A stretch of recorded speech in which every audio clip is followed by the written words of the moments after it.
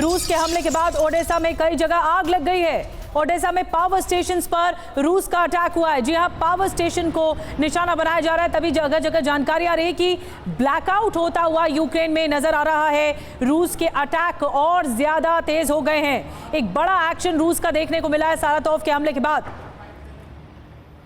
और देखिए अगली बड़ी खबर, यूक्रेन के निप्रोपेट्रोव्स्क में धमाके की। सारातोव अटैक के बाद विध्वंसक हमला यहां भी हुआ है। यानी अब यूक्रेन के तमाम इलाकों को एक एक करके रूस की तरफ से बनाया जा रहा है निशाना। ये बड़ी खबरें सामने आ रही हैं। यूक्रेन एक बार फिर धधकता हुआ नजर आ रहा है रूसी हमलों के बाद। ये तस्वीरें निप्रोपेट्रोव्स्क से आपके सामने।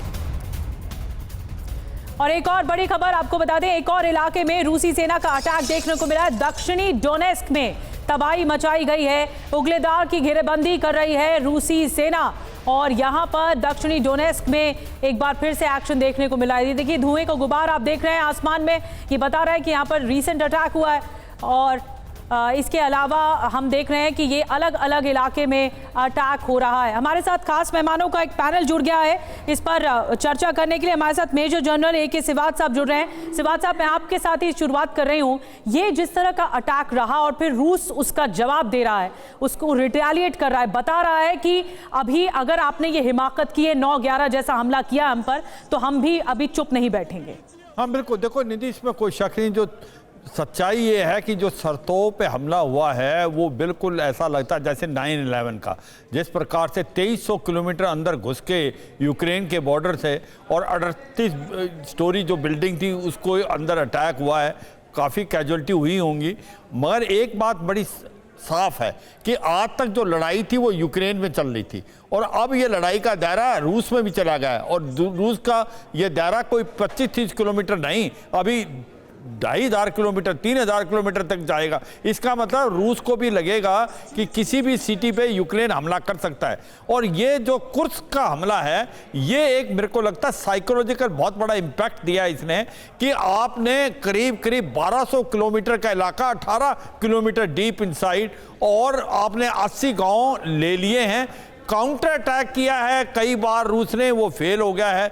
और जो सीम रिवर है उसके ऊपर 3 ब्रिज डिस्ट्रॉय कर दिए हैं। मुझे लगता है कि जिस हालात में अब सिचुएशन है, काउंटर अटैक तो करेगा रूस, पलटवार करेगा, मगर ये कोई नई चीज नहीं है। चाहे वो कीव है, खारकीव है, जापोरिजिया है, उड़ीसा है या लवोव है, यहाँ पर हमले पहले भी होते रहे हैं। एनर्जी सिक्योरिटी पे भी हमले। तो सच्चाई है यहाँ पर बंकर बने हुए हैं, इससे कोई ज़्यादा इम्पैक्ट नहीं होने वाला यूक्रेन में। मगर ये है कि रूस के ऊपर हमला करके दो बातें दिखा दी हैं कि हाँ, रूस पे भी हम हमला कर सकते हैं। नाटो और अमेरिका भी काफ़ी सरप्राइज हैं। दूसरा, कहीं ना कहीं एक बड़ी बात ये नजर आ रही है कि रूस के नागरिकों पर अब खतरा बढ़ता हुआ नजर आ रहा है। पहले तो यूक्रेन की सरजमीन ही सुलग रही थी, लेकिन अब रूस पर भी हमले जिस अंदाज में बढ़ रहे हैं वो बड़ा खतरा है रूसी नागरिकों के लिए भी। यूक्रेन पर रूसी सेना ने दागी है मिसाइल। KH-101 मिसाइल से यूक्रेन पर किया गया है हमला।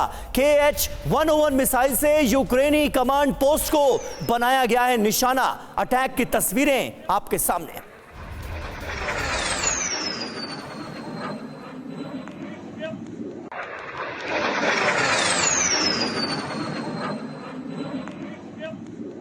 जी हाँ, रूस पर 9/11 जैसा हमला हुआ है और बहुत ही ज्यादा भयानक हमला हुआ है। कहाँ हुआ हमला आपको बताते हैं। सारातोव इलाका है रूस का जहां पर अटैक हुआ है। कितनी ऊंची बिल्डिंग रही है? 38 मंजिला ऊंची बिल्डिंग, जिसमें यूक्रेनी सीमा से कितनी दूर है ये भी आप जान लीजिए। 2300 किलोमीटर ये दूर है यूक्रेनी सीमा से। अब ये हमला कैसे हुआ, अटैक कैसे हुआ? ड्रोन के सहारे ये अटैक हुआ। हमले के बाद क्या क्या हुआ? बिल्डिंग में आग लग गई, जो बीच का हिस्सा आप देख रहे हैं, यहां पर आग लग गई। सारातोव की आबादी कितनी है ये भी जान लीजिए। 10 लाख सारातोव की आबादी है जहां पर नुकसान पहुंचा है। ये भी एक रिहायशी इमारत रही। नुकसान क्या हुआ है? बिल्डिंग का जो बड़ा हिस्सा है वो क्षतिग्रस्त हो गया है।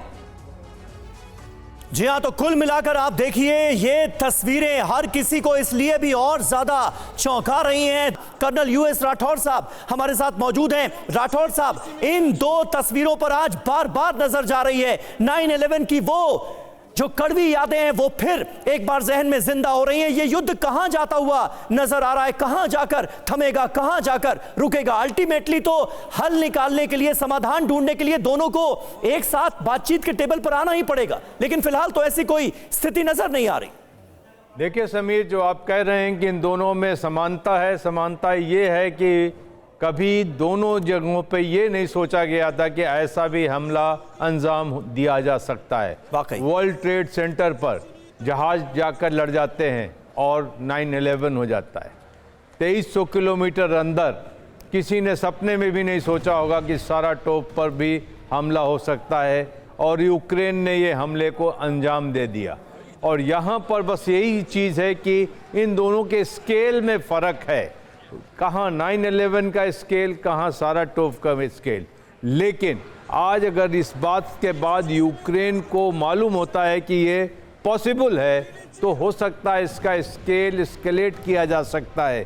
कल को स्वॉर्म ऑफ ड्रोन्स का अटैक भी किया जा सकता है।